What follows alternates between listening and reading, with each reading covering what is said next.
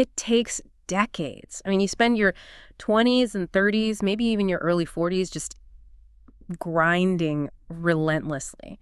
You sacrifice all the small things, you delay gratification, and then finally you hit that first massive financial milestone, the first $1 million. That first million is pure sweat equity, isn't it? It's a struggle measured in hours spent optimizing taxes, minimizing every little expense, fighting that lifestyle inflation. Totally. It's when you're saving rate at doing all the heavy lifting. And then something shifts. The mathematical magic of compounding kicks in, and the whole game just changes completely. Suddenly, that huge engine you spent years building is operating at scale. You look at your spreadsheet, and the wealth acceleration phase has begun. That second million might take 5 years. The third? Maybe just 3. Exactly. The money you're earning now is the easy money. It's that explosive growth phase where time and returns are finally working harder than you are. And that financial momentum is, well, it's intoxicating. It creates this powerful, almost gravitational pull. You realize you've actually done it. Yeah. On paper, you are definitively financially independent. The math says you've won. Yet, when that moment comes to actually claim the victory, to walk away from that exponential wealth accumulation curve, it feels absolutely terrifying. It feels irrational, maybe even a little insane, to hit the eject button when the growth is going vertical. It does. I see this phenomenon constantly. People who have enough money right now to fund the comfortable, independent life they've dreamed of for years, and they are just frozen. They're constantly whispering the same dangerous phrase to themselves, just one more year. And the deep irony is that the very mindset that drove you to financial independence, that discipline, the accumulation drive, the deep-seated fear of scarcity, is the exact mechanism that traps you at the finish line. So we have a paradox. If the spreadsheet clearly validates that you already have enough money to live the life you want, why does the high achiever's brain rebel? Why this compulsion to keep working when you've mathematically won the game? And more importantly, what is the specific psychological antidote to this perpetual delay? Well, the answer is both simple and, I think, surprising. This struggle is no longer a financial calculation. It's a deep-seated neurological and psychological trap. It's a crisis of identity, not of capital. This is so common among high-net-worth accumulators that we call it one more year syndrome, or OMYS. Welcome to Project Fire. Today's podcast is dedicated to decoding this freedom paradox. We're going far beyond the numbers to look at the brain science, the psychological barriers that actively sabotage your freedom, and a proven framework, what we call the liberation protocol, for making that transition confidently, without regret, and without wasting another single day of your finite life. Let's get into it. Okay, let's unpack this with a diagnosis. If that relentless financial momentum is holding you hostage, let's identify the telltale signs of genuine one more year syndrome. We need to confirm if this disease is afflicting you. Right. So OMYS is formally defined as a compulsion to remain employed in a job you're indifferent about, or maybe even actively dislike, after you have definitively reached and surpassed your calculated financial independence number. So the key word there is after. Absolutely. The critical insight here is that its roots are psychological. They reside in the anxiety about change and the unknown, not in a deficit of capital. It's a tricky diagnosis, though, because OMYS mimics legitimate, rational reasons to keep working. It's a real confidence thief. So how do we distinguish between rational caution and genuine fear-driven OMYS? We look for patterns. That's it. The classic symptom is having established really robust financial buffers. You know, your calculated number plus a significant margin for safety, Right. yet freezing entirely at the thought of actually submitting your resignation. You might find yourself obsessively running projections that show, I don't know, a $100,000 difference in net worth 10 years from now, and deciding that single difference means you absolutely must stay. And the obsession with leaving money on the table, that annual high bonus or the stock grant, it suddenly seems indispensable, even though you know you don't need it for your baseline expenses. Exactly. That sense of losing potential future income is an incredibly powerful motivator for the OMYS sufferer. And coupled with this is a deep discomfort, almost a revulsion, at the idea of switching from a positive cash flow saving and growing to a negative cash flow. Withdrawing funds. Withdrawing funds from the nest egg for living expenses. The mere thought triggers stress, even though that's what the money was saved for in the first place. That thought of withdrawing really does send shivers down the spine for a lot of people, but I think the most insidious symptom I see is the sudden, highly rational-sounding emergence of new major savings goals that were never part of the original FIRE equation. This is the definitive hallmark of the moving goalpost. Perhaps your original FI number was, let's say, $3 million, covering a comfortable lifestyle and future health costs. Now suddenly you need $4 million. Why? And there's always a good reason. There's always a good reason.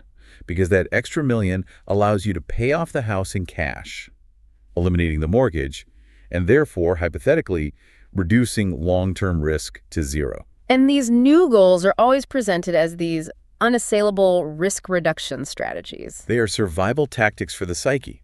Maybe it's not the house. Maybe it's saving enough to pay for 5 years of private college tuition in cash, or funding the kids' braces, or upgrading the car fleet. These aren't bad goals in themselves, but they're used as justifiable reasons to delay freedom. So what happens when you hit that $4 million goal? The goalpost just snaps forward again. It suggests that, well, $5 million would be truly safe. Maybe that would fund a holiday home. There's no end to it. And what's fascinating is how the perception of the job itself changes. That draining, hated job suddenly seems not so bad as the transition date gets closer. Precisely because it represents comfort, structure, and certainty. The known devil is less scary than the unknown angel. Right. And that psychological comfort is the profound danger of this trap. And the real risk of OMYS. It's not financial failure. It's massive opportunity cost. 1 year turns into 2, then 5. Then 10. You burn finite time, energy, and happiness, resulting in wasted years and a huge overaccumulation of wealth that you never even get to utilize. We focus so intensely on the risk of running out of money. But the single biggest risk for the successful accumulator is running out of time. That perspective is key. Time is non-renewable. So if these symptoms all stem from fear, how do we actively combat the single biggest mental block that fuels this syndrome, the endless moving of the financial goalposts? This requires defining enough. In a psychological sense, not just a mathematical one. Yeah. The hardest financial skill for any high achiever is internalizing and locking down a specific number. If you don't define enough, you'll never be ready to transition because your brain will always find a new achievable number just beyond the current horizon. I find that using a tiered system can help people visualize contentment and stop that spiral. It makes the enough concept a little less abstract. It standardizes the conversation around lifestyle. Yeah, we can classify potential FI numbers based on tiers. Yeah. You have lean fire, which is the absolute minimum to cover basic frugal living. Then maybe standard fire. Right, standard fire, which covers your current comfortable standard of living, accounting for some travel, common upgrades. This is often the point where most people should consider stopping work if they dislike their job. And then it starts to get bigger. It does. You have chubby fire, a significantly enhanced standard, maybe 2 or 3 times the standard tier, allowing for luxury travel, new cars, big renovations without stress. And then you have fat fire at the top. The extreme. The extreme, yeah. Right. Maybe 5 times your baseline, covering everything you could possibly want. Holiday homes, private schools, lavish gifting. And the danger lies in being at that standard number, which meets all your needs, but continually chasing the chubby or fat numbers simply because that acceleration phase makes them seem so easy to grab in just 1 more year. Precisely. Let's trace that spiral. You move from 3 million standard needs met to 4 million, which pays for the house in cash, eliminating debt. That 1 million jump provides tangible, quantifiable risk reduction, so it feels like a good move. It feels smart. Feels very smart. But once you hit 4 million, the marginal utility of that next million drops significantly. The jump from 4 to 5 million only buys marginally more comfort, but it becomes the new, seemingly easy next step that keeps you chained to the desk. This pursuit is rooted in a psychological scarcity mindset, not actual financial need. The belief that you'll only be safe when every possible variable is hedged. Exactly. So the core remedy here isn't earning more, it's achieving contentment. And that mental shift toward contentment has to be practiced and locked down before you physically step away. We've established that OMYS is a psychological problem disguised as a financial one. Now, let's dive into the core research that explains why our highly successful brains fight freedom so aggressively, starting with the neurological hardware itself. The problem is that the accumulation mindset becomes an identity. Organizational psychologists and neuroscientists have identified specific neurological traps. The brain circuits that made high achievers so successful in the accumulation phase become active barriers to liberation. Okay, let's unpack those neurological traps. You mentioned Dr. Rodriguez's findings on self-concept. What's the first one? The first is what's called the accumulation identity crisis. For decades, your professional identity, I am a managing director, I am a high-level software architect, was reinforced by titles, by paychecks, structured meetings, clear deliverables. When you contemplate retirement, Your brain registers this as an existential threat. And we're talking about actual physiological resistance here, not just a feeling. Yes. Research using neuroimaging has shown that when successful high achievers consider transitioning out of their careers, they experience reduced activity in the medial prealtal cortex. And that's the part of the brain responsible for. It's the specific area responsible for integrating self-concept and social identity. So it suggests their brains literally resist the identity shift. To the brain, leaving the job feels like personal annihilation because the professional identity is so completely fused with the sense of self. The job title was the easiest answer to, who am I? So if that core descriptor just vanishes, the sense of self feels lost. It's no longer about money. It's about identity survival. Wow, what's the next neurological barrier that keeps people trapped? The second is the threat amplification loop. This is generated by the amygdala, the primitive threat detection center of the brain. It creates what researchers call asymmetric risk perception. Okay, what does that mean in plain English? It means the amygdala processes a potential portfolio failure, say the market crashing 30% right after you quit, as a sudden, acute, life-threatening survival risk. A primal panic. A primal panic, exactly. Meanwhile, it dismisses continued work stress, the chronic daily grind, the toxic boss, the endless meetings that erode your health, as merely an unpleasant discomfort. It's just a background noise. So this cognitive bias tricks you into believing that the theoretical risk of financial ruin is somehow greater than the guaranteed daily suffering of staying in a job you hate. And that makes the one more year decision feel completely rational when it's purely an avoidance mechanism. So a remote theoretical financial threat triggers a massive panic response, while the chronic daily reality of an awful job is just categorized as bearable suffering. This explains so much of the rationalization people go through. And the third major trap is the purpose vacuum anxiety. For 20 or 30 years, your employer provided your structure, your deadlines, your objectives. When that external structure disappears, the brain's default mode network, or DMN, goes into overdrive. That's the part that's active when we're just thinking to ourselves, right? Planning. That's the one. And it starts generating profound anxiety about the lack of purpose and meaning. The brain recognizes this structural void and interprets it as dangerous ambiguity. So the fear isn't just boredom, it's the lack of defined goals and measurable progress. Precisely. If your primary objective for decades has been earning and accumulating, the sudden lack of a clear external metric of success creates a vacuum that the brain interprets as aimlessness. This triggers anxiety, which the brain then tries to solve by reverting to the known behavior, working and accumulating. It's a vicious cycle. Now, before we get into how to break that cycle, this feels like a good moment to pause. If any of this is resonating with you, that feeling of being trapped by the very success you worked so hard for, then we'd really appreciate it if you'd hit that subscribe button and maybe share this with someone who might need to hear it. It helps us keep making content that goes beyond the spreadsheets and into the psychology of financial independence. It really does. Okay, so we have these neurological traps, this inherent resistance to change and fear of lost investment. It links perfectly back to a pervasive cognitive bias. And what's the cognitive framework that solidifies this resistance? We're talking about the sunk cost fallacy. This is the cognitive bias where individuals prioritize past investment, the time, the effort, the specialization, the sleepless nights over a rational assessment of future opportunity. How does that actually sound in the context of a successful person suffering from OMYS? What's the internal monologue? It manifests as guilt and self-justification, it sounds like. If I quit now, all those 15 years of grinding sacrifice, of specializing, of delayed family time, it will have all been for nothing. Or I've spent X years reaching the C-suite. I'm too far along to pivot to something completely new now. Exactly. You're allowing the past version of yourself, who made an investment decision years ago, to dictate a future you no longer desire. You're suffering today to please a phantom historical commitment. The key is recognizing that past investment is non-refundable. It cannot be recovered by staying longer. So if the past version of ourselves is trapping us, then we need to actively decouple our current decision-making from those historical identity investments.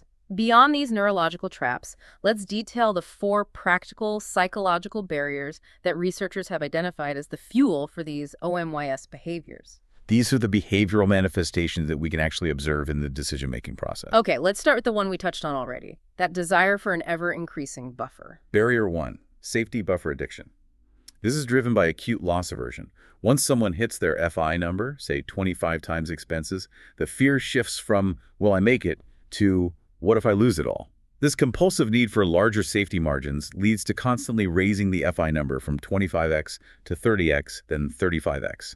Each milestone reached simply reveals a new, seemingly necessary buffer that must be acquired. It's an impossible quest to eliminate all financial risk. You confuse certainty with sufficiency. Yeah. Okay, barrier 2, professional identity fusion. How does this show up beyond just the job title? It's visible in the loss of social comfort. When the individual is defined by what they do, they fear they will become boring or invisible when they stop doing it. Their entire social calendar, their conversation topics, their status, it was all tied to their professional function. The job gave them a ready-made script for social interaction.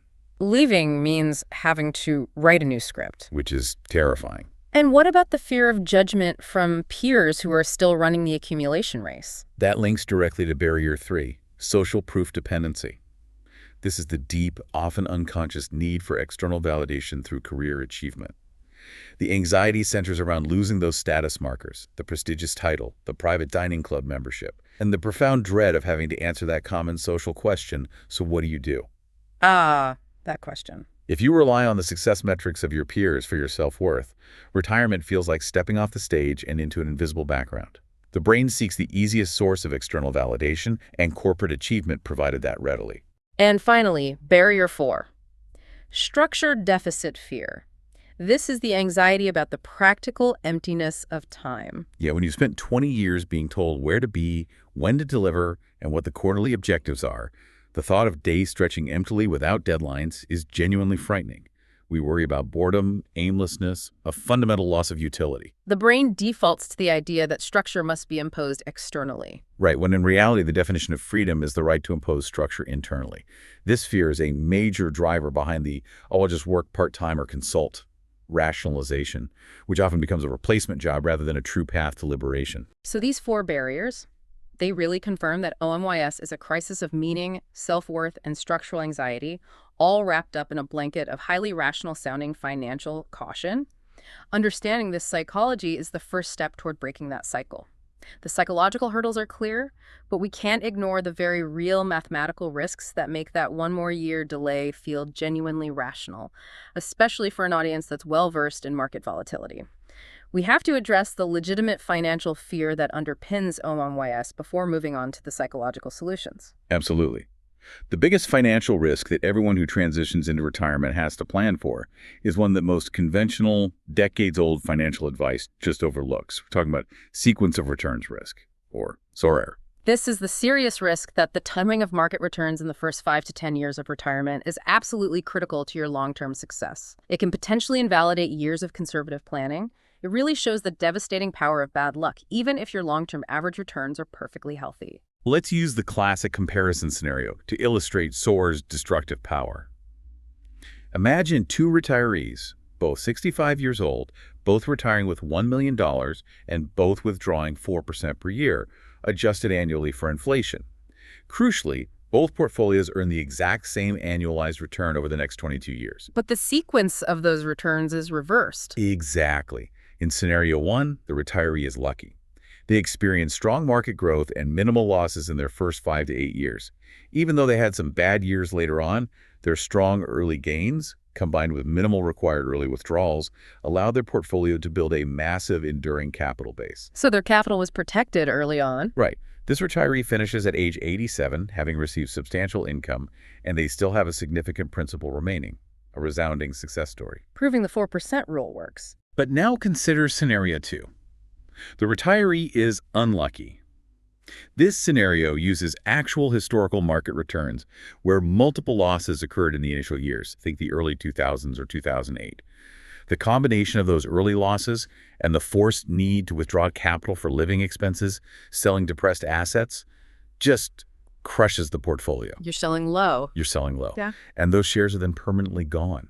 They can't participate in the inevitable market rebound. The early selling permanently damages the portfolio's ability to recover. So even with the same average return, the outcome is totally different. Devastatingly different. The unlucky retiree's portfolio is entirely depleted in significantly less time. In some of the most painful historical examples, sometimes in as few as 17 years. SOAR is not a risk of bad returns. It's the risk of having to sell depressed assets for income when you need the most. And that is the fear that drives OMYS, the fear of running into that terrible sequence. This is why just having the number isn't enough. You need a concrete defensive strategy against bad luck right out of the gate. And that strategy is the protection phase. Most advisors focus narrowly on accumulation and distribution. They completely ignore the protection phase, which is the stage most critical to mitigating SOPR. This phase should begin 5 to 10 years prior to retirement, ideally around age 50 or 55, and it extends 5 years after you pull the trigger. So what's the goal of this decade-long phase exactly? The primary goal is strategic deleveraging and creating a robust, non-correlated income bridge. You have to introduce assets that minimize your portfolio's reliance on a volatile market during those critical early retirement years. You need liquid, stable assets that can cover about 5 years of living expenses outside of the stock market. What kind of solutions exist to create that guaranteed income bridge? We look at non-correlated lower volatility tools. One asset class that's often overlooked, yet can be strategically powerful in the protection phase, is the use of fixed-indexed annuities, or FIAs, particularly those with an optional guaranteed lifetime income rider. Okay. Annuities often carry a negative connotation in the FIRE community because of complexity and fees. Can you explain why an FIA is specifically useful here, given this SOAR challenge? That skepticism is definitely warranted, and due diligence is essential. But the FIA structure addresses SOAR directly. An FIA provides growth potential that's linked to a market index, like the S&P 500, but it protects against loss. You participate in some of the market gains up to a cap, but you are guaranteed not to lose principal due to market downturns. So it's stability, a safe place to put the money you need for those first 5 to 10 years of retirement, protecting it from that negative sequence. Precisely. And the guaranteed income rider is the true power here.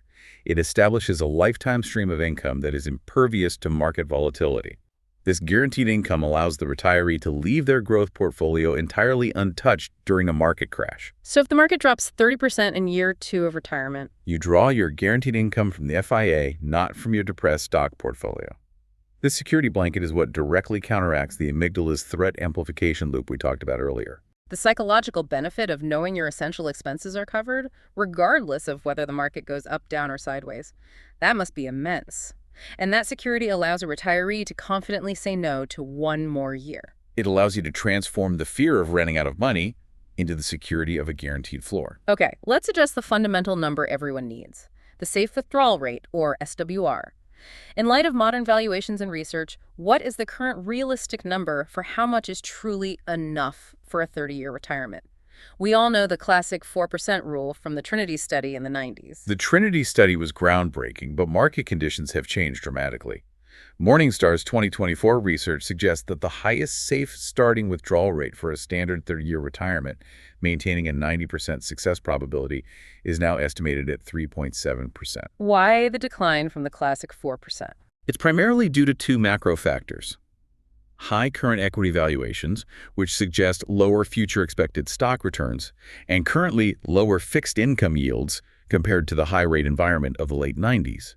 The traditional 4% rule needed both strong bond returns and decent stock returns. Today, we have to be more conservative because the market environment just offers less margin for error. So if you're strictly adhering to the classic 4% number, you might actually be underestimating the capital you need by about 8 to 10%. That's the cautionary tale. However, the SWR isn't static. If you're willing to adopt a dynamic withdrawal strategy, adjusting your withdrawals based on the prior year's market performance, you could potentially increase that SWR up to 4.2% or maybe even slightly higher. What does a dynamic strategy look like in practice? The best-known example is the guardrails approach. You set an upper and a lower limit. If your portfolio performs exceptionally well, you might increase your withdrawal amount by a small percentage above the previous year's inflation adjustment. Conversely, if your portfolio drops below a certain threshold, you commit to freezing withdrawals or taking a temporary 10% cut. So that willingness to be flexible, especially in the early years, provides massive long-term stability. It does. And beyond flexibility, there are 3 other variables that significantly influence the SWR. First is the impact of fees. If you have high advisory or management fees, they directly erode your principal. Every 1% in total fees can lower your safe withdrawal rate by about 0.4%. That adds up fast. It really does. Yeah. Second is equity weighting. Surprisingly, a very high equity allocation like 100% stocks doesn't always yield the highest SWR. The optimal allocation for maximizing SWR tends to hover around 50 to 70% equity. That blend provides the best cushion against stacker. Term length and age. If you're retiring at 65, you plan for 30 years. But if you're 70 and only need a 20-year horizon, your SWR dramatically increases to around 5.2%. And a 45-year-old planning for 45 years of retirement has to use a much lower SWR, maybe 3.0 or 3.5%. So financial fears, while legitimate, can be managed with robust, targeted planning in that protection phase. But even with a 100% secure financial plan, the psychological fear of identity loss remains. We need the protocol for that conscious, intentional shift. Escaping one more year syndrome demands replacing the powerful structures of the work identity and routine with something compelling, meaningful, and self-directed. This process has to be structured, not spontaneous. We introduce the Liberation Protocol, a 4-phase framework for intentional transition. Let's start with the preparation phase, which is focused entirely on internal work, maybe 6 to 12 months before the official transition date. Phase 1. Pre-traditional preparation. You are addressing the identity crisis and the purpose vacuum head-on. The single most important task is identity diversification. What does true identity diversification look like in practice? It means actively cultivating 2 or 3 robust, non-work identity pillars. If you spend 90% of your time being an executive, you need to dedicate significant time and energy to becoming an avid hiker or a community theater board member. The critical exercise here is to practice introducing yourself without mentioning your job title. So when someone asks what you do, You answer, I'm spending my time learning Italian and volunteering at the local shelter. that forces the brain to reinforce a new, non-professional self-concept, directly combating that resistance from the medial prefrontal cortex. Exactly. The next critical task is the fear inventory. Don't let amorphous anxiety paralyze you. Write down every single fear you have about retiring: financial, psychological, social judgment, fear of boredom, fear of health decline. Once they're concrete and on paper, you can address them systematically. You can tackle them one by one. Right. The fear of running out of money can be addressed by running a CFire sim tool. The fear of boredom can be addressed by building a planned 90-day schedule. You create a plan for each fear. And the final piece of phase 1 is reconnecting with your personal history. That's values realignment. Before your career consumed your identity, what did you genuinely love doing? Was it playing guitar, mentoring young people, travel? Reconnecting with those core non-monetary values helps define the purpose you'll retire to, making the leap less scary because you're running towards something known rather than jumping into a void. Once that internal psychological work is underway, we transition to phase 2 and 3, the intermediate steps focused on financial comfort and social resilience. Phase 2 is financial de-risking, typically 3 to 6 months before departure. Even after all your protection phase planning, that safety buffer addiction will try to creep back in. This phase is about the final quantitative check. Use advanced simulation tools like FireCalc or CFireSim to aggressively stress test your numbers. Seeing that your portfolio survives 95% of historical scenarios provides data-driven evidence against the emotional fear. And how do we build that mental safety cushion against market dips? Through expense flexibility mapping. Sit down and identify exactly which expenses, from luxury travel to how often you dine out, you could reduce or eliminate if the market suffered a major decline in your first 5 years. Yeah. Knowing that you have the ability to temporarily cut back by 20% provides enormous psychological comfort, even if you never have to enact the cuts. It changes the equation from if the market drops, I fail, to if the market drops, I adjust. Exactly. Then you move into phase 3, social transition. This is how we prepare for the inevitable social judgment and the anxiety over losing status. How do we tackle that? By addressing professional identity fusion and social proof dependency. First, you must proactively develop a social portfolio outside of your work connections. Join clubs, communities, or groups related to your newly diversified interests. Your social worth has to come from shared values, not shared corporate titles. And the narrative we craft for the transition is essential. Absolutely. Craft a concise, positive, and authentic narrative for your transition. When you announce your departure or meet new people, avoid apologizing or self-justifying. Instead of saying, I quit my exhausting job, try something like, I'm transitioning into the next chapter of life design, focusing on a passion project that I've deferred for years. That frames your choice as an active, powerful move toward purpose. And it neutralizes that often judgmental question, what do you do? It immediately shifts the conversation from loss of status to self-determination. And that control over the narrative helps combat the external validation dependency. Finally, phase 4, liberation implementation, the moment of departure where that structure deficit fear hits the hardest. This is the leap. The departure needs a ceremony of transition, a meaningful symbolic ritual to mark the end of the accumulation phase.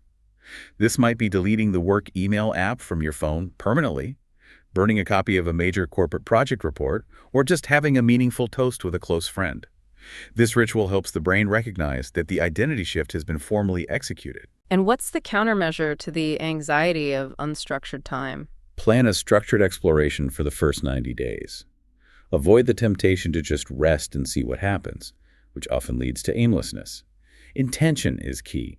Balance scheduled travel, clear small projects, and periods of necessary rest. You are becoming the architect of your new life structure, replacing rigid external demands with self-directed, meaningful objectives. This protocol is clearly a system designed for long-term fulfillment, not just a successful quit date. What are the key long-term behaviors that sustain this liberated life, preventing you from drifting back into the pursuit of unnecessary accumulation? We call these the 4 A's for long-term fulfillment and contentment. The first is alignment. Alignment. Alignment means ensuring that your daily choices, how you spend your time and your money, reflect your deeply established core values and purpose, which you identified back in phase 1. If you claim that health and family are paramount, is your daily schedule reflecting that? Alignment is where purpose meets reality. The second is awareness. Awareness is comprehensive knowledge of yourself and your portfolio.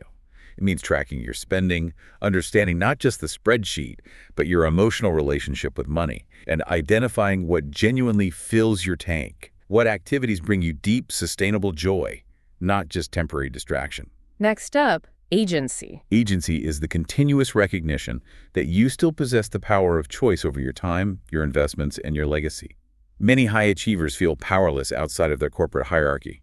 You have to constantly embrace the mindset that you are now completely in control of your life design.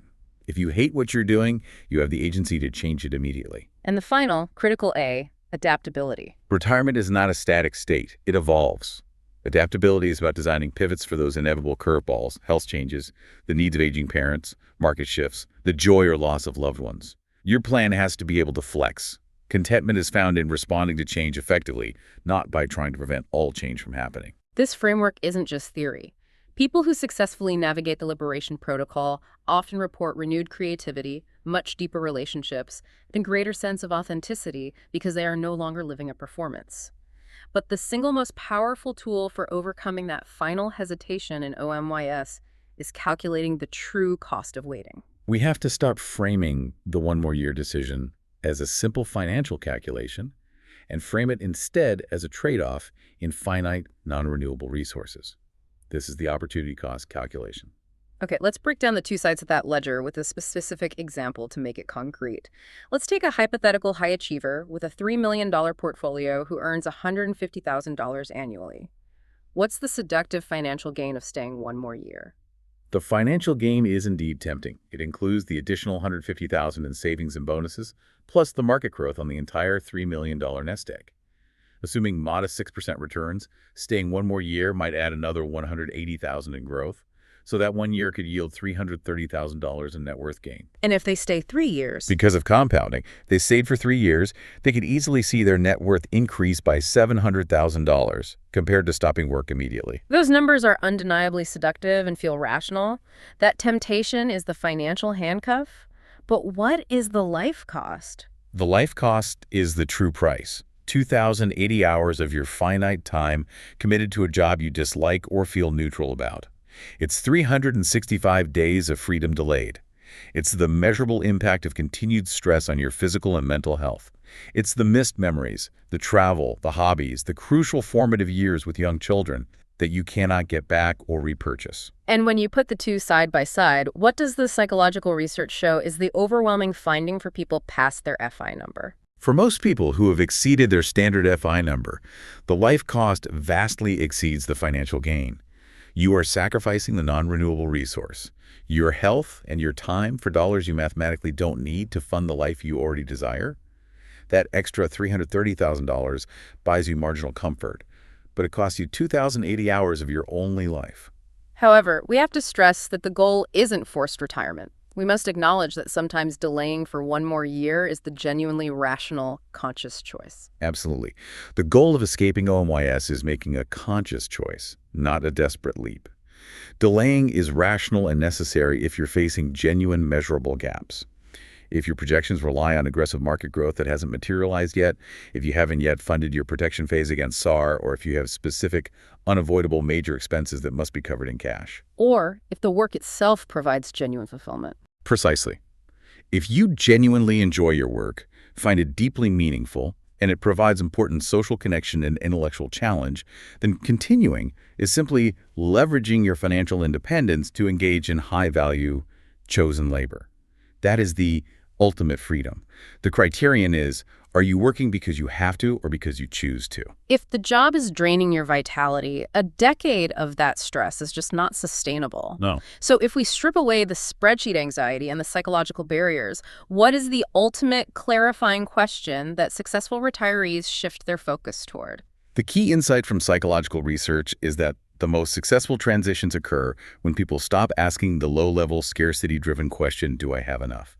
And start asking the deeper, purpose-driven question, what am I saving this life for? That fundamentally reframes the decision from an assessment of risk to a powerful choice in life design. When your why, your vivid, purpose-filled vision for the next chapter, becomes stronger, more detailed, and more compelling than your what if, the fear of financial failure, the leap becomes inevitable. Financial independence isn't about retiring from something. It's always about retiring to something. When that something is clear, concrete, and valued, one more year syndrome loses its power over you entirely. Today, we took a deep dive into the complex handcuffs of one more year syndrome, identifying the psychological roots, from professional identity fusion and the amygdala's fear loops to the structure deficit fear. We also armed you with a liberation protocol, that 4-phase framework to manage the transition from accumulation to confident, purpose-driven contentment. And remember that financial planning must include the protection phase to mitigate sequence of returns risk, and that psychological preparation is just as important as the numbers. By implementing identity diversification and building your social portfolio, you ensure the person who retires is ready to embrace the life they saved for. We'll leave you with this final provocative thought to mull over. Money is an infinite resource. You can always earn more of it, especially with compounding on your side. Time, however, is the only truly finite resource you possess. Think about the person who worked one more year to secure that better pension or an extra bonus, and then experienced a life-altering health event or died before they ever got to enjoy those extra savings. Given the absolute finite nature of your days, what is the single most valuable, non-renewable resource you are currently trading for a number you already surpassed? Figure that out, and the choice becomes clear.